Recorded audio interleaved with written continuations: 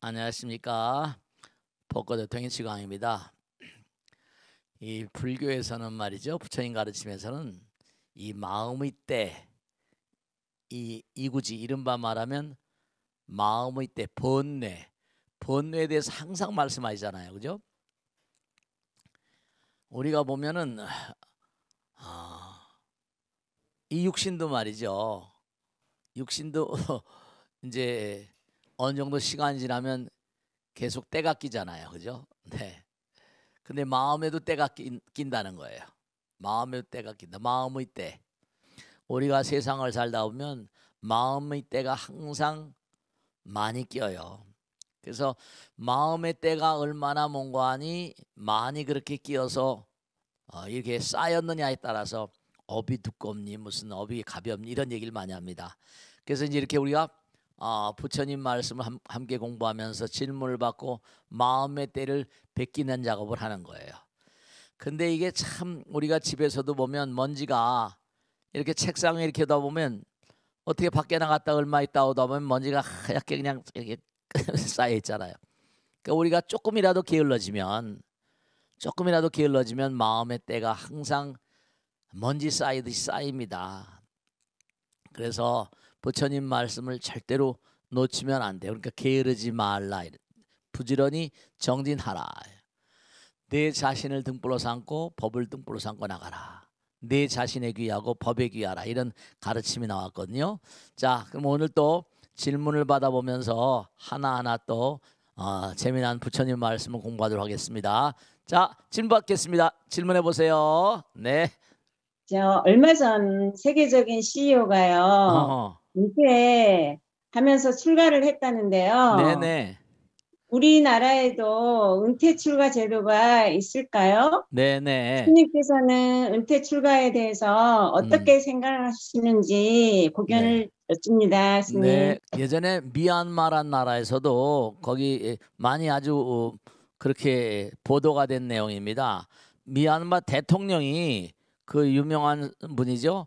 그 태인이라고 하는 분인데 미얀마 대통령이 또 뭐 이렇게 출가한 를 얘기도 있었고, 일본엔 대기업가가 출가한 얘기도 있었고, 다 전부 다 뭐냐면 하나같이 불교 국가들이에요. 그러니까 그 나라에서는 이제 출가라는 게 뭐냐면 일상생활에 전혀 부정적인 어떤 그런 인식이 없는 거예요. 그러니까 일본이란 나라는 뭐 나이 들어서도 출가를 하게 되고, 또 미얀마나 뭐 이렇게 태국이나 이런 쪽에서는 은퇴 출가를 많이 합니다. 그래서 이제 또 특히 뭐냐면 중국의 청나라 때 그 유명한 얘기잖아요, 그죠? 그 순치 황제, 우리 그 법요집 같은 데 보면 순치 황제 출가시라는 게 나옵니다. 이 순치제는 뭐냐면 자기 아내 그 아주 대단히 사랑했나 봐요. 동귀비라고 그래가지고 아내가 죽자 너무너무 그냥 막 삶의 무상감을 처절히 느낀 그런 나머지 출가를 했다고 나옵니다. 그 은퇴 출가라는 게 아주 자연스러운 현상이었었어요. 인도 같은 데나 불교국가에서는. 근데 이제 우리나라 같은 데는 이제 뭐냐면 첫째로 중요한 게 우리나라는 앞으로 참 불교가 어려울 것이다 그렇게 생각을 합니다. 앞으로 큰 문제가 뭐냐 하면 다른 게 문제가 아니라 출가하는 사람들이 없어요. 출가하는 분들이 나이 젊어서 출가하시는 분들이 별로 없고, 지난해도 뭐 20 몇 명인가 뭐 몇 명이란데 점점 숫자가, 왜냐 자기 아들 뭔가 낳아가지고 애들도 하나밖에 안 낳고 그러잖아요. 왜 낳지도 않고요. 그럼 어떻게 되냐? 자기 아들 딸들 머리 깎고 죽 만드는 거 좋아하는 그런 부모님이 있겠습니까? 아마 극구 반대할 거예요. 그러니까 이제는 뭐냐? 이제는 출가라기보다 젊어서 출가 아니라 나이가 들어서 정년퇴직을 하거나 그러면, 나이가 이제 뭐냐면 뭐 평균 연령이 80살까지 뭐 보편적으로 80살 넘어까지 살잖아요. 80 몇지. 그러면 이제 그분들이 은퇴한 다음에 은퇴한 다음에 출가승으로 받아들이면 어떠냐. 그래서 지금 우리나라도 은퇴승들이 있습니다. 근데 문제는 뭐냐? 이제 나이가 많아서 아버지 어머니 뻘 되잖아요. 아버지 어머니 뻘 되는데 출가한 스님들은 대체로 나이가 어리면, 여기서 이제 어떤 그런 그 문제가 후배 출가자 뭐 선배 출가자 해가지고, 그래서 이제 여러 가지 문제가 있을 수 있어요. 그래 다른 것보다 내가 이제 출가를 했는데 내 은사가 뭐라 나보다 나이가 어리다. 그럴 수가 있죠. 만일에 내가 이제 한 60살 뭐 넘어서 출가한다. 이것도 참 어려운 일인데 나이가 많이 들어서 그런 애들이 우리 주변에도 있습니다. 출가를 했는데 뭐 50살 넘어서 60살 가까이 돼 출가한다. 이거 참 어려운 일이거든요. 그래서 그게 왈가왈부가 아주 많이 있습니다. 그래서 이 은퇴 출가에 대해서는 아직도 이게 무슨 뭐 제대로 확립이 되질 않고 일장일단이 있어요. 근데 이제 점점 이 사회가 어려워지잖아요. 근데 제가 볼 땐 제 개인적인 생각으로는 이 승단의 조계종 같은 데는 신라 때부터 고려 때부터 내려온 절들이 상당히 많이 있거든요. 근데 스님들 숫자는 뭐라 별로 많지 않아요. 그러니까 들어와서 뭔가 하니 자기가 노경에 이른바 말하면 주경야독 하는 것처럼 열심히 나대도 수행하고 또 절관리도 하고 말씀이죠. 그러지 노경을 뭔가 수행으로 보내고 싶다 이런 사람들은 받아들이는 게 승단 자체로 좀 좋지 않겠나. 그리고 그 나이든 출가승들 은퇴 출가한 그런 분들을 좀 이렇게 시스템을 짜가지고 잘 좀 이렇게 뭔가 인도를 하게 되면 그 역시 불교의 큰 자원이 되지 않을까 그런 생각을 하기도 합니다. 그렇기 때문에 이 은퇴 출가에 대해서는 아마 좀 더 많은 그런 그 연구가 필요할 것 같아요. 그래서 우리 학교에도 말씀이죠. 내가 대학원 우리 운영하잖아요. 거기도 보면 나이가 드신 분들이 공부를 하려고 입학을 합니다. 그래서 혹시 벚꽃 대통을 보시는 분들 가운데 출가하고 싶다 그런 분들은 일정하게 공부를 하셔야죠. 머리만 깎고 있다고 스님이 아니잖아요. 그죠? 사람들은 머리 깎고 스님 하는데 또 여러 가지 문제점이 있을 수가 있습니다. 그래서 머리를 깎으시는 은퇴 출가를 하실 분들은 공부를 나름대로 열심히 좀 하시는 그런 마음을 가지고 살아가셔야지 인생이 뭔가 나름대로 의미가 없지. 그냥 무턱대고 머리 깎으면 내가 땅이 있으니까 절지어서 거기 살겠다. 그것도 쉬운 일은 아닙니다. 그죠? 지난번에 제가 보니까 절을 잘 지어놨는데 신도들이 안 오니까 절을 그냥 버리고 가버린 분 계세요. 그래가지고 저한테 물어보기도 하고 그럴 텐데 하여간에 은퇴 출가 많은 고려가 필요하지만 저는 긍정적으로 생각합니다. 앞으로 평균 연령 높아지고 수명도 길어지니까 뭔가 이제 사회 모든 걸 은퇴 이제 이른바 말하면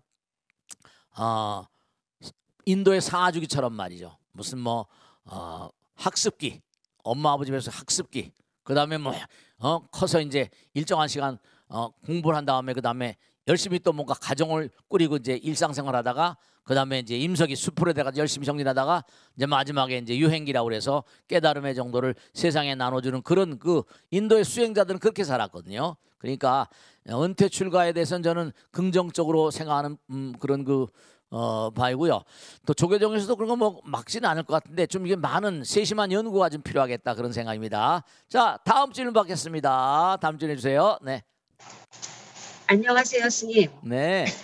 제가 얼마 전에 국립중앙박물관 사유회방에서 전시하고 있는 네. 강가상을 보고 왔습니다. 네네네. 전시된 두 부처님 느낌이 사뭇 달랐는데요. 네네.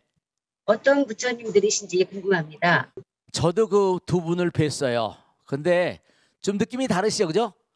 한글은 한쪽 분은 뭐냐면 그게 이제 국보 무슨 78호고 국보 83호고 그 번호가 달라요. 그 스타일 다르고 78호는 좀 뭐라고 그럴까?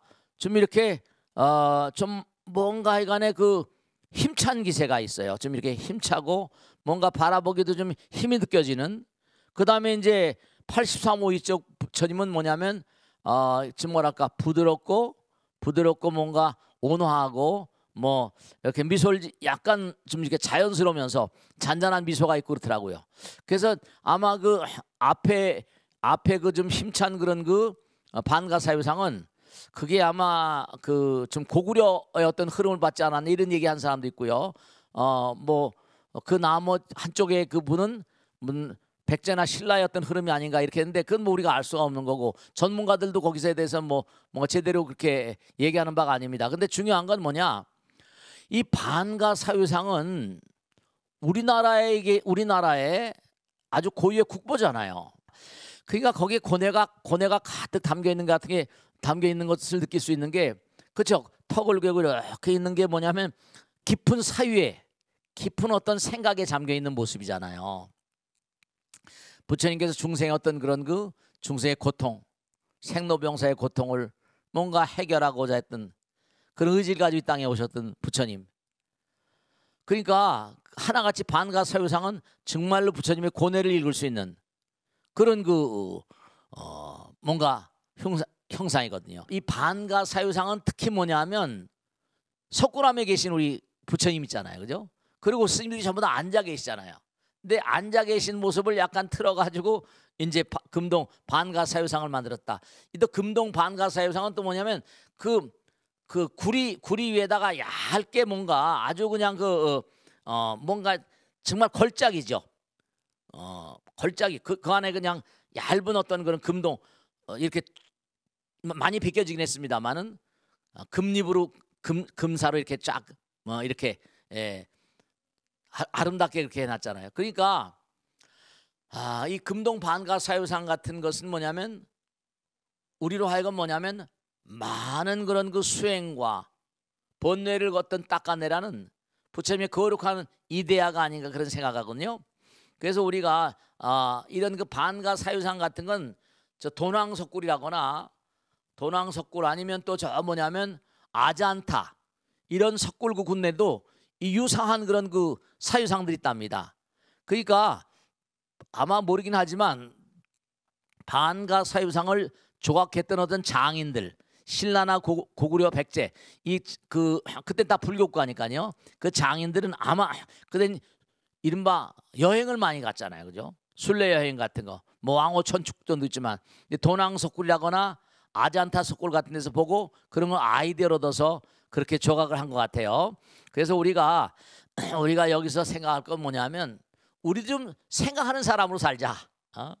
반가사유상을 보면서 그냥 무턱대고 사는 게 아니라 생각하는 사람, 어떤 정사유, 사유 속에 사는 사람들 그릇된 생각이 아니라 부처님의 반가사유상을 보면서 좀 더 우리가 진지한 자세로 우리의 삶을 성찰하는 좀 자세로 사는 게 의미롭지 않을까. 그런 반가사유상이나 로댕에 생각한 사람 같은 걸 보면 어떻게 느껴집니까?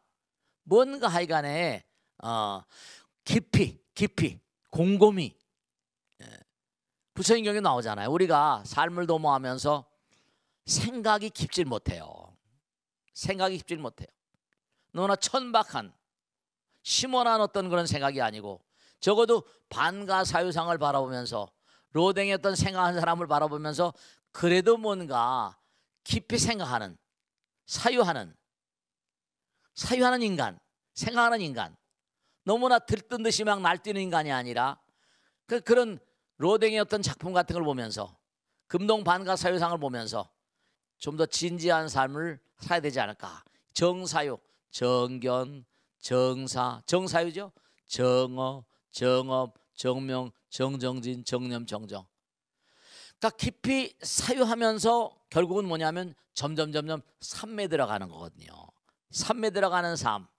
그런 삶이 우리의 삶에 좀 더 의미로운 어떤 길을 열어주지 않을까 그런 생각을 합니다. 좋으신 질문이고요. 하여간에 잊지 마시고 반가사유상과 같은 그러한 삶을 좀 살자는 걸 꼭 당부드립니다. 아시겠죠?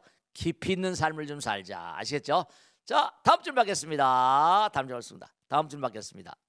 안녕하세요, 큰 스님. 안녕하세요. 네. 예, 사찰에서는 고기와 함께 오신채를 금하고 있는데요. 네. 부처님 당시에는 고기를 금하지 않았잖아요. 네네. 왜 한국 불교에서는 고기와 오신채를 금하게 됐을까요? 네, 좋으신 질문이세요. 우선 당장 고기는 살생했잖아요. 우선 당장 부처님 당시에는 고기를 먹었지 않느냐. 네, 경전에 보면 그런 기절 나와요. 어느 스님이 병이 걸렸어요. 그랬더니 뭐냐면 이제 진단을 받은 거죠. 그때 뭐냐면 육약을 써야 된다. 육약이 뭐예요? 단백질이죠. 그 스님을 모시고 있던 신도가 막 시장판에 가서 뭔가 고기를 이렇게 구입하는데 고기가 없어요. 만일에 너희들이 고기를 나에게 준다면 내가 고기만큼의 금을 주겠다 막 이랬는데도 그게 잘 안 되는 거예요. 그래가지고 결국 어떻게 되는 거 아니? 이 장자가 자기 넓적다리 살을 잘라가지고 그 스님을 공양했습니다. 이게 이제 문제가 된 거예요. 그래서 자기 넓적다리 살을 잘라서 하니까 부처님께서 그걸 아시고 이제 더 이상 이제 그런 것 하지 말라 그렇게 돼 버렸어요. 근데 어떻게 되는 거 아니? 우선 우리가 꼭 생각해야 될 건 요즘에도 마찬가지지만 서양이나 동양이나 뭐 고기 소비량이 어마어마하게 많습니다. 우리나라 사람도 고기를 많이 먹잖아요. 근데 중요한 건 꼭 생각해야 될 게 우리가 살생을 하잖아요. 이제 다음에도 나오지만은 다음에도 언제 공부할 때 나오겠지만 우리도 마음을 가지고 있는 존재잖아요. 뭐 지렁이도 밟으면 꿈틀한다 그러잖아요. 지렁이 밟으면 꿈틀해요. 그 자기를 죽이는데 자기를 공격하는데 누가 좋을 사람이 있겠어요? 그러니까 나를 딱 살생하면 사람만 살생하는 게 문제가 아니라 동물들도 그 민물 중생도 마찬가지예요.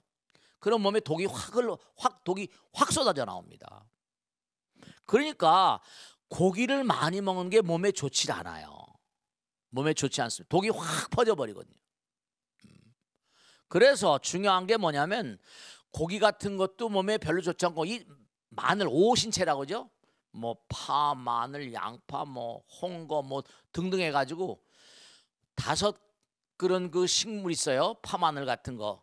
그게 뭐냐면 우리 몸에 성호르몬, 이른바 남성 호르몬, 여성 호르몬을 갖다가 양산하는 많이 생겨나게 하는 그런 그 호르몬을 생성하는 물질이 들어있는데 그걸 엘리남. 우리가 예전에는 그 선전이 많았는데 요즘에 별로 못 보게 돼요. 아로나민 효과 있는 거잖아요. 근데 약선전하는 게 아닙니다. 엘리남이라고 하는 이 물질이 성호르몬을 생산하는데 큰 도움을 준대요.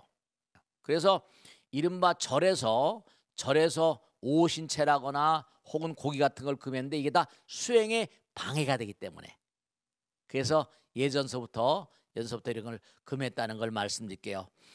우리가 꼭 생각해야 될 게 뭐냐면 음식물 같은 게 식약동원이란 말 있잖아요, 그죠? 음식물 같은 게 우리 몸의 건강에 직결돼 있어요.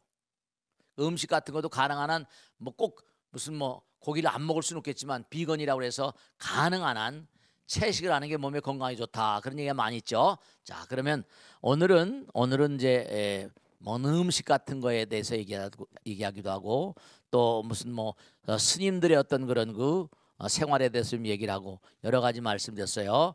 자, 그러면 항상 우리가 삶을 도모하면서 의식주가 중요한데 뭐 옷 입는 거 혹은 또 먹는 거, 잠자는 거 이런 게 다 수행이다라고 생각하시고 너무 뭐 호화로운 잠자리 그런 건 뭐 그렇지는 않으시겠지만 옷 같은 것도 마찬가지고 검소하게 먹는 것도 검소하게 살생하지 않는 음식으로 골라서 드시는 것도 삶의 건강에 대단히 의미가 있다는 걸 말씀입니다. 자, 오늘 여기서 모두 마치겠습니다. 다음 시간에 뵙겠습니다. 고맙습니다. 함께해 주셔서